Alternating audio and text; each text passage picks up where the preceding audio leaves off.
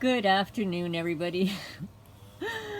Welcome to the channel. Thank you for subscribing. Welcome, newcomers. This is Lorraine, Alternative Homesteading, on April 16th, 2026, and I'm laughing, but it's not really funny. I just stumbled across this video. I'll only play the first clip, and then you can go to it.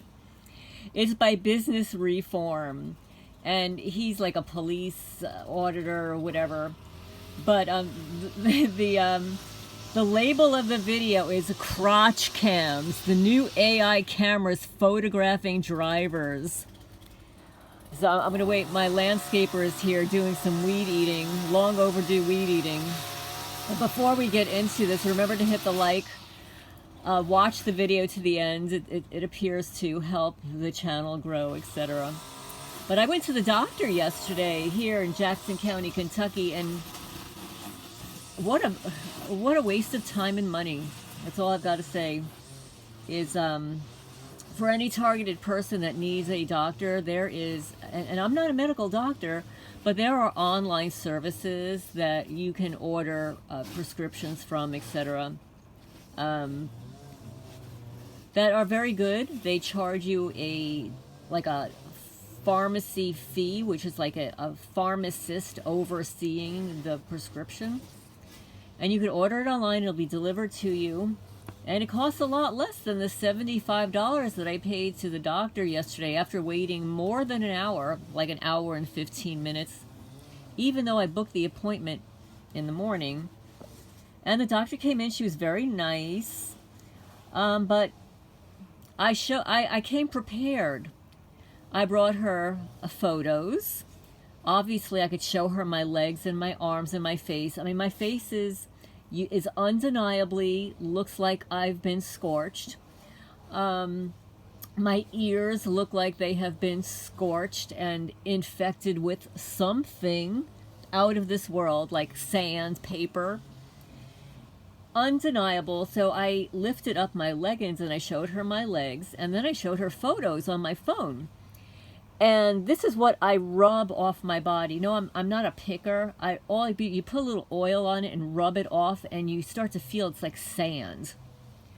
So then I purchased a microscope, and lo and behold, some really interesting photos have appeared of what is embedded in my skin. My skin that never sees the light of day, that's usually extremely smooth, now infected with what appears to be Morgellons.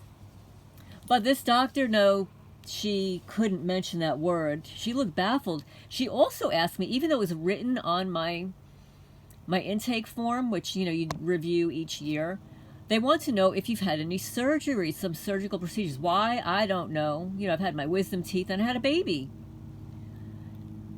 So she asks me again, after she saw my legs, okay, she said, do you have any surgical procedures? I told her, yeah, I had a baby and impacted wisdom teeth.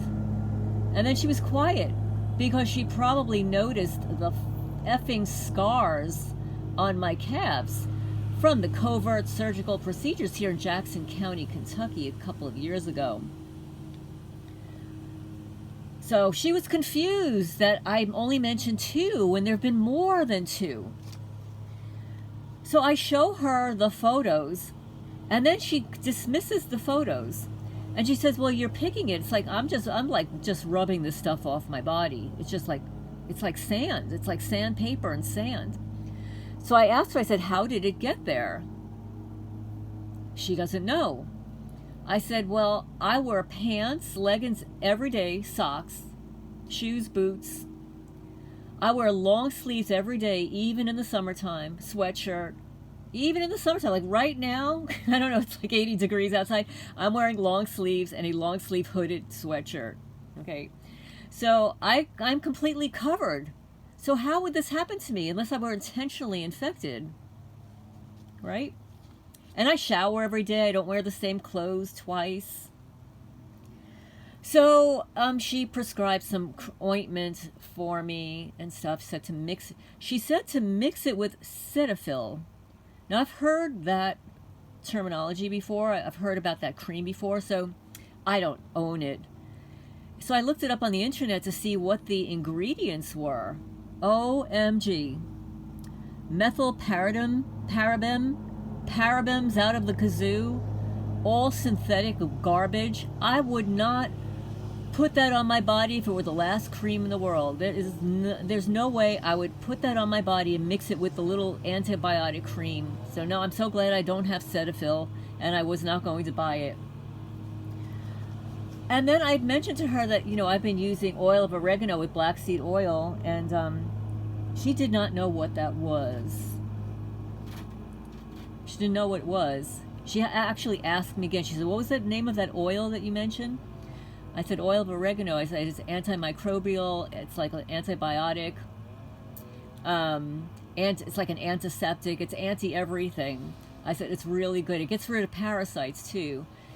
So she said, well, you don't have parasites. And I said, well, I have other symptoms. I said, my nail shape is changing. I'm losing my hair. I showed her my toenails.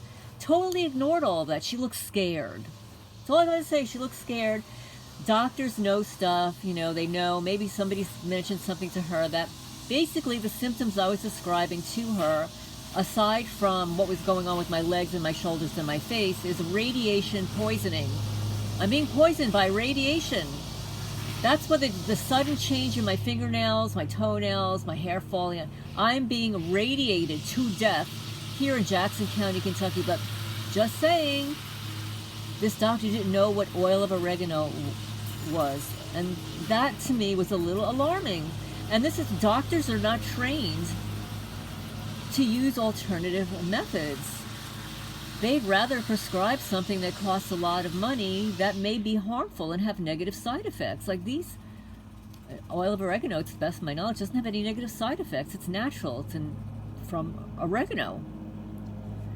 So that was what I did yesterday. So it was very, very time consuming. It was in the afternoon, and then afterwards I went grocery shopping, and I stocked up on one of my favorite fruits, bananas, because that's like something I can't order from Misfits Market. So I bought like a whole bunch of bananas, and I've been stuffing my face with bananas. And peanut butter. Oh, and speaking of peanut butter, one of you guys emailed me and said, because you told and showed us what they did to your peanut butter, I'm now locking up my peanut butter. Please do. Please close up your peanut butter. They infiltrated my peanut butter. They infiltrate other things like your creamer and stuff like that. So anyway, so let's get back to this this video. Okay, this is the name of the video. Crotch cams, the new AI cameras photographing drivers. And I'm gonna play this, and hopefully you can hear it. They are called mobile phone and seatbelt detection cameras, but many people know them by a more descriptive name, crotch cams. That's because they photograph your groin and upper thighs as you drive beneath them. The images of your groin area can then be analyzed by... They photograph your groin, your crotch, and your thighs. I don't know about you guys. That sounds a little perverted to me. Is this the pervert agenda? That they got to photograph your crotch and your thighs? Like, what is it that they're looking for in there while you're driving? Like, literally, who is stuffing anything in their crotch while they are driving? Wouldn't that be uncomfortable? AI to determine if you might have had a phone in your hand or on your thigh as you were driving, or if you were not wearing your seatbelt. These cameras can also send real-time photos of your crotch to a police officer sitting in his or her car as you drive past them. In this video, we will explore this relatively new type of surveillance camera, public safety camera, that is already being trialed or implemented in 20 states across America. He was right the first time. We will then explore the question of whether more cameras... He was right the first time. It is another method of surveillance. I won't play the rest of the video. I will post a link in the description so you can watch this. And this is a great channel to subscribe to, by the way. Business Reform. Crotch cams, new AI cameras photographing drivers. They want to see if you're wearing your seatbelt. And some, like, cop that hasn't been laid in, like, months is standing alongside of the road viewing his AI footage looking up your crotch as you drive by. Wow. Can you see the lawsuits coming? I can smell the lawsuits coming in the distance. They'll be here. So anyway, let's see what else we've got going on here. So a subscriber sent me a photo because, you know, you all know about the poopy diapers that are left in front of my mailbox and the poopy toilet paper. One of my subscribers here, this happens to her too, and what they do is they leave toilet paper. It's not soiled. Like, I get the special treatment. I get the soiled toilet paper. I get the soiled diapers. She just gets toilet paper that they leave all over her house, like behind her recliner. I'm not in the bathroom, by the way, just at her residence. So this is another agenda. Like, they love toilet paper, they love feces, pus, urine, poop, and all that cool stuff. I don't know. But anyway, I'm going to read. I want to read some of your Oh, one last thing before I read your comments. Public restrooms that have smoke detectors are now monitoring your conversations. Beware. When you go into a public restroom, do not speak. They're already recording you, they're photographing you. And when I moved into my cabin here, now this cabin was built by Amish. There were 2 smoke detectors here. They are both covered up because I would be in my bedroom at night, and then suddenly it was almost like Morse code in my smoke detector. It started flashing, and it's like, that's either recording me or videotaping me, taking snapshots at these weird intervals. So I had to cover it up. But yeah, so in public restrooms, the smoke detectors are monitoring your conversations. So, okay, so I'm going to get to some of the comments that you made, because some of your comments are priceless, and I know that not everybody gets to read the comments. So this one is Narcissists, Gluttony, and Rage, Hate Crimes. One second. Hate crimes by organized community stalkers and corrupt towns. And in this video is describing the 2 words that apply to gang stalkers, gluttony and rage. So let's get to your comment section here. And I apologize for the noise in the background. My grass is so overgrown. And literally they have littered my property with seeds so that the seeds would germinate all over the property. That's what these criminals do here in Jackson County. All right, so one subscriber says, I deserve, quote unquote, I deserve to have what you have, more than you, which is something that I stated in the video. That's a great way to capture one of their primary ways of thinking. They watch their victims endlessly, seeing what abundance flows into their lives. They can't bear it when you get more than them. Instead of focusing on their own lives, they fixate on taking from you what is yours. They love to steal. Ginger says, I had a $50 bill in my wallet a while back, and someone stuck a $5 bill in exchange for the $50, just to show you how far people will go for money to gaslight. I've had that experience happen as well, by the way. Great video. They projected their sense of entitlement onto me, and now are trying to destroy every area that they can touch. Latest tactic is they're sending fake correspondence from associates who they have infiltrated. And that is actually something that they do, especially in cyber stalking. They indirectly told me I'm a glutton for punishment and will be held accountable. No, y'all are just demented sickos. One person writes, during weekends they really amp up the abuse because they really have to try to prove how cool they are and popular, since everyone who's popular or popular have exciting weekends partying with friends, but instead these psycho losers have parties beating people up with DEWs, directed energy weapons, thinking it's cool. Just psychotic losers with no life. There were 9 replies to that comment. Wednesdays are also bad. When I was journaling a lot for the years about abuse, I noticed it was very heavy on Wednesdays, and then I found out that Wednesdays have satanic significance to them. There's always a lot of traffic on Wednesdays. Occult and satanic context in various occult and satanic frameworks. Wednesday is associated with witchcraft and rituals. The witch Sabbath, some sources such as Discover His Presence list Ash Wednesday and the days leading up to it, Carnival and Fastnet, as times which Sabbaths and preparations for unholy blood communions. Next comment. Artistic and pop culture symbolism. The day often appears in media and art as symbolic of demonic dark themes. Netflix series Wednesday features a character named Wednesday Addams, whom some Christian critics label as demonic due to portrayal of outcasts, vampires, and werewolves. Do you remember the Addams family? And they had a little daughter named Wednesday? The use of supernatural powers through the show itself as a mystery comedy. Artists like The Weeknd use Wednesday and satanic imagery, upside down crosses, selling souls metaphorically to represent the industry corruption or personal struggles rather than literal worship. Friday Night Effin' Mod. In the fan-made mod Wednesday Infidelity, the character Satan is the antagonist who narrates the story of a character named Mickey on a beautiful Wednesday morning, linking the day to hellish torture and the cycle of reincarnation within a fictional narrative. The problem with lending money is you never get it back. It causes enemies.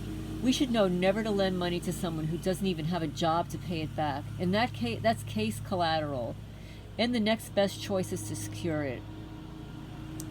May Christ expose all chemtrails, directed energy weapons, weather warfare, and poisons purposely placed in the water and foods. May justice prevail. Ephesians 5:11. And have no fellowship with the unfruitful works of darkness, but rather reprove them. Somebody says, I listen to your story and I sympathize. Narcissists infiltrate groups, and wherever they go, they cause chaos, triangulation, smear campaigns, and even incite gang stalking on false pretenses. That you're absolutely correct. And we have somebody in the community doing this right now. It's been going on for a couple of years, and I'm sure they did it to Michaela Raines also. They truly are predators. Your friends wanted her to have friends, so they introduced you to her. But the problem is these evil people can never be a friend. You're so right about that. And the thing is that woman, she had no friends. Like, she had no female friends. I can't imagine why. They get their dopamine hits from hurting others, tearing them down, isolating them. They're antisocial. They break down the very substance of society, which is love. He says, I'm glad you got away. And even if it meant losing quote-unquote friends who introduced her to you, because anyone who believes a narcissist smear campaign without at least attempting to verify the truth with you didn't honestly love you either. I know it's hard to accept this, but the truth is that people who love others are always seeking the truth. That's John 8:32. And thank you so much for that. That words of wisdom for sure. No idea how these narcissists got close to my friends to turn on me, as they have. I try to understand group mentality. What happened to these people? I would never be any part of it. Guess that's what separates us from that crowd. Let's see. There's a comment here that I need to remove. That's not cool. One person says, theft, same here. Whole network is in on plundering me, dry feeding on me. They also stole my art, my business ideas. They also stole my numerology chart, or the pages that represent the highlights in my life, and stalkers stole them all. They stole my future and my life. With that stupid machine pointed at my head, everything I think of and create, they steal and they make money with. I hear many targets saying this. In whatever way they can make money, easy, fast money, these creatures have no further meaning in life. They move in all around me, anywhere, and the same patterns start all over, feeding and extracting from the environment. They live a parasitic lifestyle. This has nothing to do with intelligence. It's developmental disorder. Large parts of the brain are underdeveloped or damaged. That's absolutely correct. Many of these, I'm just going to say as a fact, that many of these stalkers grew up in families, they were born not only into a ritual abuse family, but their parents may have been drug addicts and or alcoholics, which would lend them to already being born with a low IQ. So, just saying, these are facts. I'm not making this stuff up. You can do the research yourself. Most feel no empathy, only for the self, and EQ, which is emotional intelligence, emotional quota, is much larger part of intelligence rather than IQ. The stalkers don't even get that and see empathetic traits as weaknesses, and with that attitude they bring the whole of society in danger. Their instincts don't function properly. The sad part is they always think that they're smarter, and it's named the Dunning-Kruger effect. They're very good at breaking stuff and walking off with other people's work. The behavior you see is in compensation behavior to fill up or cover up what they lack themselves.